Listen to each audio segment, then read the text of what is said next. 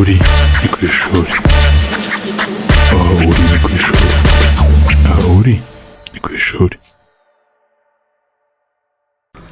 Muraho, uno munsi ikiganiro cyacu kirabagezwa n'umwagizi ikipe y'ishuri. Twizeye ko muri bukunde ibyo ari bubasangiza.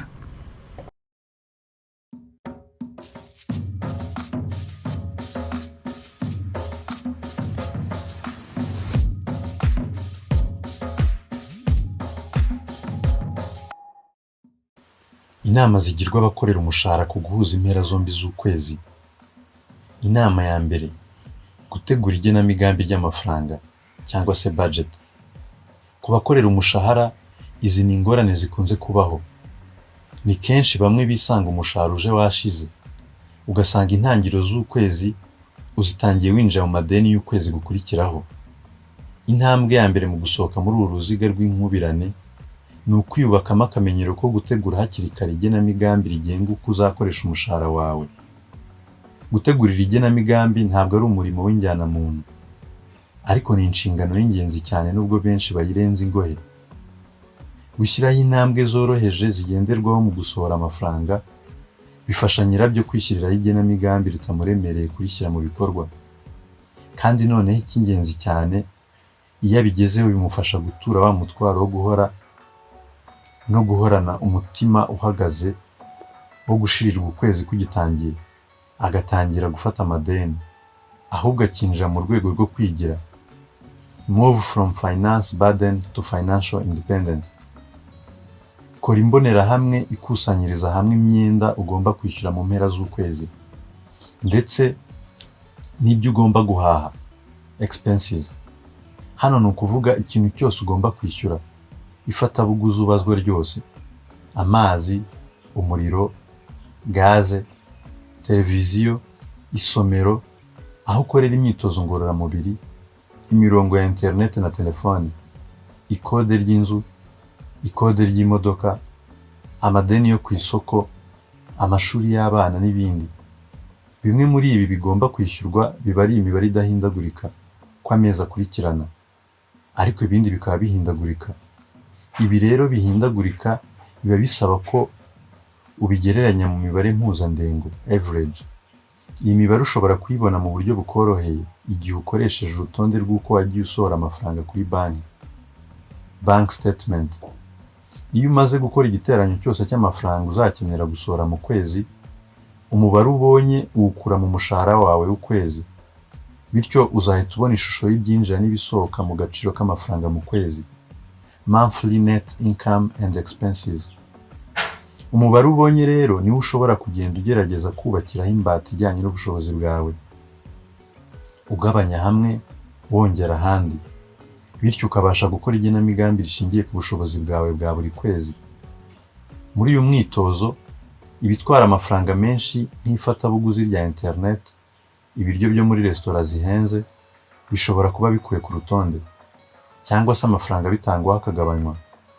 Ushobora kwibaza uti, mu gihe maze gutegura iyi mbata y'igenamigambi, ni gute noneho nabasha kwishyira mu bikorwa ntategwa? Igisubizo kiri mu mugani w'ikinyarwanda ugira uti, gushaka niko gushobora. Iyo umaze gushyiraho imbata igendeye ku bushobozi bwawe, iyubakemo ubushake bwo kubahiriza nta kabuzeho, nta n'akadomo karenzeho. Gutangira umwitozo wo kwizigamira. Gutangira umwitozo wo kwizigamira amafaranga make make niyo ntambwe ikurikiraho. Igihe wamaze gukora igenamigambi rinonosoye rishingiye ku bushobozi bwawe, hagomba kuba hari amafaranga asaguka ku mushahara wawe. Fata ayo mafaranga maze uyazigame. Ubwo kandi wanabigezeho, biroroshye kubigeraho iyo wamaze gutunganya budget yawe neza. Kugira ngo wirinde ibishuko byo kototera aya mafaranga wizigamye, inama ni uko wayashora mu kindi kintu kiguha akanyungu kadatinze.